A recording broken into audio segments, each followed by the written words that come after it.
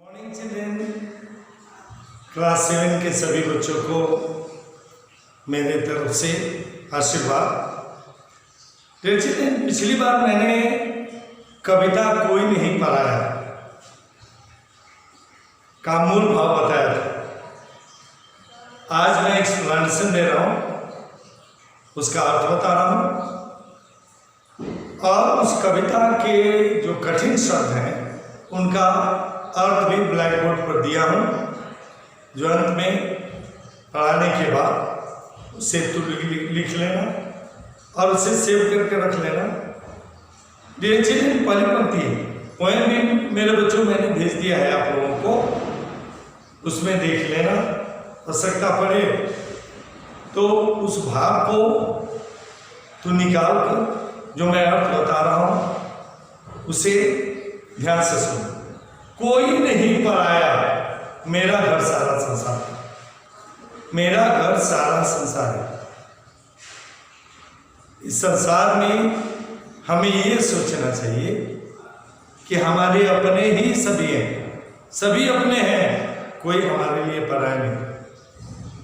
विश्व बंधुत्व वसुधैव कुटुंबकम का भाव हमें रखना चाहिए, तब हम ये मान लेंगे कि ये पूरा संसार हमारा अपना घर है, हमारे लिए कोई पराया नहीं। मैंने बधा देश काल की जंग लगी जंजीरों से। मैं तुम्हें यह बात का प्रण लेना यह कि तुम किसी भी देश, शहर, गांव की सीमा में नहीं बंधे। यदि बंधे हो तो तुम पूरे संसार को अपना नहीं समझ सकते। मैं खड़ा हूं जाति पात की ऊंच नीच की भीड़ में। मेरे बच्चों, इसमें कवि ने बताया है कि जाति के बंधन, धर्म के बंधन, समाज के बंधन, देश के बंधन, इसे हमें नहीं मानना चाहिए। पूरे संसार को अपना मानना चाहिए। पिछली बार मैं बताया था, तुम लोगों को याद होगा, संस्कृत का एक श्लोक बताया था, अयमिति परोवेति गणना लघुचित्सा उदार चरितानंद वसुधैव कुटुंबकम। यह मेरा और दूसरे का है। हंसी गिनती करने वाले छोटे विचार वाले होते हैं, बड़े दिल वाले के लिए पूरा संसार ही अपना है। वही है, मैंने खड़ा हूं जात पात की ऊंची नीची भीड़ में। ये प्रण कर लो कि तुम जाति के बंधनों को, धर्म के बंधनों को नहीं मानो। तुम्हारा एक धर्म होगा, वो होगा मनुष्यता, मानवता, और पूरे संसार के लोगों को तुम अपना समझोगे। मेरा धर्म कुछ स्याही शब्दों का सिर्फ गुलाम है। ये निश्चय करो कि तुम्हारा धर्म किस, तुम्हारा कर्म, तुम्हारा कर्तव्य किसी एक विशेष धर्म की स्याही का गुलाम नहीं है। अर्थात किसी एक के बारे में लिखने की बात तुम नहीं सोच सकते, सबके बारे में लिखने की बात तुम सोच सकते। मैं बस कहता कि प्यार है तो घट घट में रहना, बस इतना रखो मन में। ये बात ठान कर रखो कि यदि तुम सबके प्रति अपने दिलों में प्यार रखोगे तो समझो कि ये पूरा संसार स्वर्ग से भी सुंदर बन जाएगा। लोग कहते हैं ना, राम राज्य की कल्पना करते हैं।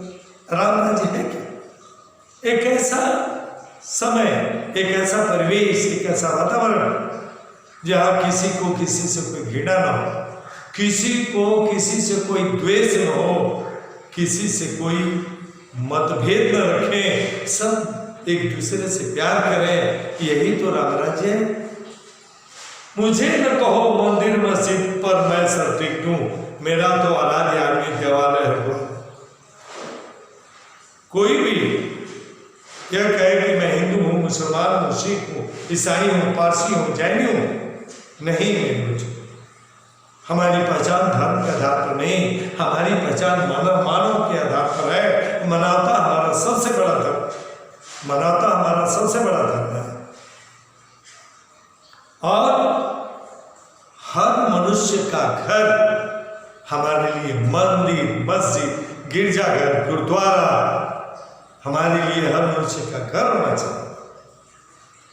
मेरे तो आराध्य आदमी देवालय हर द्वार है, हर द्वार में हर व्यक्ति के घर का दरवाजा हमारे लिए मंदिर, मस्जिद, गिरजाघर, ये सबसे बड़ा है। कोई नहीं पराया जग में, मेरा घर तो सारा संसार। इस संसार में हमारे लिए कोई परा नहीं, सभी अपने हैं। कहीं रहे कैसे भी, मुझको तो प्यारा यह इंसान है। मेरे बच्चों, सबसे बड़ी बात यह होती है कि लोग अपने दुख को याद करके दूसरे के दुखों को भूल जाते हैं, केवल अपने दुख को महत्व देते हैं। जो अपने दुख को भूलकर दूसरे की दुख में दूसरे की मदद करता है, वही सच्चा इंसान है। याद रखना, वही संसार में सबसे प्यारा इंसान कहलाता है। मुझको अपनी मानवता पर बहुत अभिमान है। मेरे बच्चे याद रखो, अपने धर्म पर, अपने देश पर अभिमान मत करना, गर्व करना, प्राउड रखना तो अपनी मानवता पर, ह्यूमैनिटी पर, अपनी मनुष्यता पर, तब जाकर के तुम्हारा लक्ष्य पूरा होगा। अरे नहीं देवत, मुझे तो भाता मनुष्य थी। मेरे बच्चों, पूजा पाठ करके, मंदिर में ईश्वर की आराधना करके, इबादत करके यदि हम स्वर्ग जन्नत पा गए तो कोई बड़ी उपलब्धि नहीं हुई, बड़ी उपलब्धि नहीं हुई। सबसे बड़ी उपलब्धि है दूसरे के चेहरे पर मुस्कुराहट लाना, दूसरे को सुख पहुंचाना।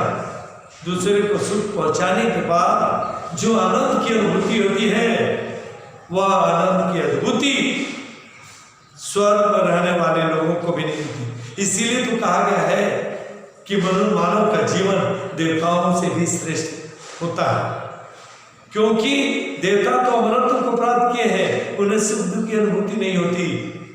वे अमर हैं, लेकिन उन्हें बार बार अमर बनने का अवसर नहीं मिलता, लेकिन मनुष्य को मिलता है। इसलिए धरती स्वर्ग से भी कहीं अधिक बढ़कर है। मुझे सुनाओ तुम स्वर्ग सुख की सुकुमार कहानियां। कर रहे हैं बच्चे कि मुझे किसी स्वर्ग की कहानी मत सुनाओ तो धरती पर रहने वाले लोगों की, मानवता की, सहयोग की, सौहार्द की, भाईचारे की कहानी सुनाओ। मेरी धरती 100 स्वर्गों से भी ज्यादा सुकुमार है। कभी ने कहा है कि ये धरती 100 स्वर्ग मिल जाए तब भी धरती की सुंदरता की तुलना नहीं, सुंदरता से अपनी तुलना नहीं कर सकेंगे। धरती पर रहने वाले लोग बहुत ही सुंदर है, कोई नहीं पराया जग में। मेरा घर तो सारा संसार को कोई पराया नहीं, सबको अपना समझो। मैं सिखलाता हूँ, जियो और जीने दो संसार। बहुत अच्छी बात कही है कभी। खुद जियो और दूसरे को भी अच्छे ढंग से जीने की प्रेरणा दो। मेरे बच्चों, जियो और जीने दो। दूसरे का हक छीन कर अपने को सुखी बनाने की कोशिश मत करना। जितना ज्यादा बांट सको तुम बांटो अपने प्यार। यदि बांटना है तो प्यार बांटो, दुश्मनी, घृणा, द्वेष, ईर्ष्या, वैमनस्य, दुश्मनी, ये सब मत बांटो। बांटना तो प्यार बांटो, संसार सुंदर बन जाए। हंसो इस तरह, हंसे तुम्हारे साथ दलित या दुर्बीन। ऐसे हंसो कि तुम्हारी हंसी के साथ सबके चेहरे पर हंसी के फूल खिले। अकेले हंसने वाला बड़ा नहीं होता, अपने साथ साथ सबको हंसाने वाला बड़ा कहलाता है। यही बात हुई थी मेरे बच्चों महाभारत के काल में। पांडवों ने हस्तिनापुर का राज्य तो पा लिया, लेकिन हस्तिनापुर में क्या बचा? रोती बिलखती माताएं, रोती बिलखती औरतें जिन्होंने अपने पतियों को, पुत्रों को खोया था, रोते बिलखते वृद्ध जिन्होंने अपने पुत्रों को खोया था, रोते बिलखते बच्चे जिन्होंने या तो अपने बड़े भाई को या अपने पिता को।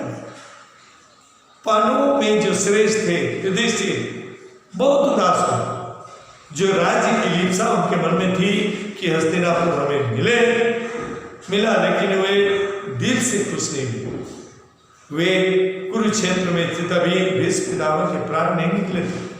वे उनके पास गए, उनसे प्रार्थना करते हुए उन्होंने ये बात कही कि पितामह, मैं चाहता हूँ कि संन्यास धारण कर तपस्या करने हिमालय में चला जाए। मेरे बच्चे जानते हो पितामह ने क्या कहा? युधिष्ठिर, अकेले स्वर्ग पाने के लिए तपस्या तपस्या करना आसान है, अब एक साथ अनेकों लोगों को स्वर्ग ले जाना अर्थात अनेकों लोगों को सुखमय जीवन प्रदान करना यह बहुत कठिन है। तुम आसानी से स्वर्ग पा सकते हो युधिष्ठिर, लेकिन यह तुम्हारा अंतिम कर्तव्य नहीं।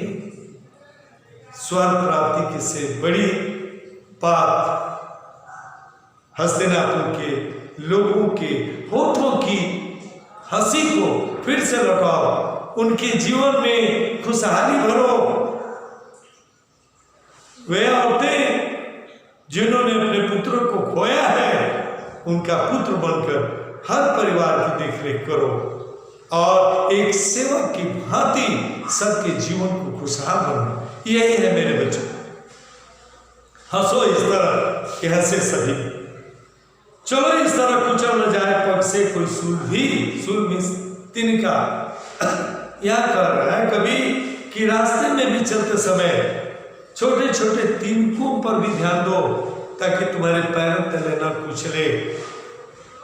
मेरे बच्चे की दोहा है। Dear children, sorry for disturbance. मैं ये बता रहा था कि एक दोहा है, तिनका कबहू न नीदिए पैर तले जो सोई, कबहू उड़िया खन पड़ी पीर घनेरी होई। मतलब कि छोटे से तिनके को महत्वहीन नहीं समझना चाहिए। देखने में छोटा होता है, लेकिन वही तिनका उड़कर जब आंखों में पड़ता है ना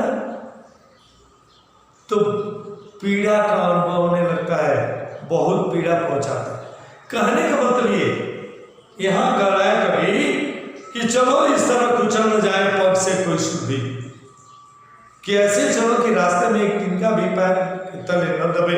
कहने का मतलब ये कि किसी को भी अपने से छोटा मत समझो, सबको बराबर समझो, सबसे प्यार करो।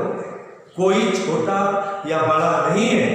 नेक्स्ट, सुख न तुम्हारा केवल जग का भी उसमें भाग है। ये जो प्राकृतिक संपदा है, संसार में जो मिलने वाले सुख है, इस सुख को पाने के हकदार केवल तुम ही नहीं हो।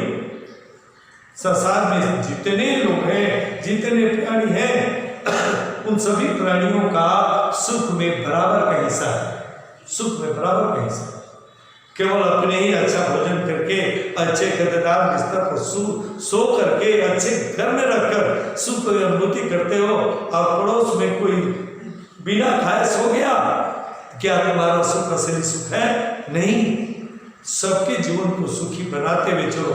अब उस समय सुख का अनुभव करो, देखो तुम्हें अधिक सुख का अनुभव होता है कि नहीं। जैसे एक एग्जाम्पल देता हूं, यदि तुम 5 बच्चों के साथ जो तुम्हारे दोस्त हैं, एक उदाहरण दे दो, बाजार जाओ, तुम्हारे पास केवल 20 रुपये, तू बाजार जाते समय अन्य 4 दोस्तों को, 5 दोस्तों को अलग कर दिए, चलो मैं आ रहा हूं, और अचानक किसी दुकान से 10-20 रुपये का कोई वस्तु, खाने वाली वस्तु, समोसा या मिठाई, तुरंत उसे तुम खा लिए ताकि दोस्त न देख सके। जल्दबाजी में तुम्हें खाना है, उसका स्वाद नहीं मिलेगा। और वही दोस्तों को साथ में रखकर वही 20 रुपये का सामान खरीद कर सभी दोस्तों के साथ मिलकर खाओगे, धीरे धीरे खाओगे, उस समय उस खाद्य वस्तु से तुम्हें अधिक स्वाद की प्राप्ति होगी। इसी को कहते हैं सुख दुख मिल बांट करके चलना। इसमें सुख बांटते हुए चलोगे तो तुम्हारा सुख कई गुना बढ़ जाएगा। मेरे बच्चों, फूल डाल के पीछे पहले कौन का श्रृंगार है? किसी पौधे में फूल लगता है तो फूल पौधे की तो शोभा बढ़ाता ही है, लेकिन उस पौधे में लगा हुआ फूल सबसे पहले उस वाटिका की शोभा बढ़ाता है, वो संपूर्ण वाटिका की शोभा बढ़ाता है। इसीलिए मेरे बच्चों, अपने बारे में नहीं, संपूर्ण संसार के बारे में सोचो। कोई नहीं पराया, मेरा घर तो सारा संसार। इस संसार में कोई अपना नहीं, कोई पराया नहीं, सभी अपने हैं, कोई पराया नहीं। मेरे बच्चों, मुझे मिली प्यास विषमता का विष पीने के लिए। सोचो कि लोगों के कष्टों को दूर करने के लिए ही तुम्हें जीवन मिला है। जैसे कभी ध्यान दिए हो, एक और दोहा मैं बता रहा हूं, अरवर फल नहीं खाते सरवर पिए है पाप, कह रहे म पर काजित संपत्ति संचय सुजा। पेड़ में फल लगते हैं लेकिन वो खुद फल नहीं खाता। नदियां जल से पूरित रहती हैं, खुद अपने जल को पीती नहीं, परोपकार के लिए जल से भरी रहती है। पेड़ फलों से लौटता है परोपकार करने के लिए, दूसरे को फल प्रदान करने के लिए। वैसे ही मेरे बच्चों ये सोचो कि तुम्हें जो जीवन मिला है दूसरे की मदद करने के लिए मिला है। मैं जन्मा हूं नहीं स्वयं हित जग हित जीने के लिए। हमेशा ये सोचो कि अपने लिए जीने के लिए तुम्हारा जीवन नहीं मिला, संसार के लिए जीने के लिए तुम्हारा जीवन मिला है। जग हित में संसार की भलाई करने के लिए मुझे दी गई आग इस तम में मैं आग लगा सकूं। तुम्हारे हृदय में, तुम्हारे शरीर में जो जोश है, उमंग है, उस जोश का प्रयोग तुम्हें दूसरे की मदद करने में लगाना है, करना है। गीत मिले इसलिए कि जग की सारी पीड़ा गा सको।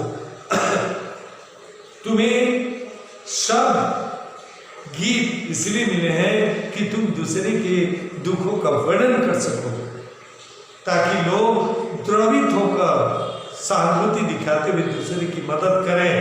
आजकल कोरोना पीरियड में मेरे बच्चों तुम लोग देखे ही हो, हमारे जयगांव के अधिकांश समाज सेवी संस्थाएं अपने घर की चिंता न करते हुए गरीब परिवारों में अनाज बांटती हैं।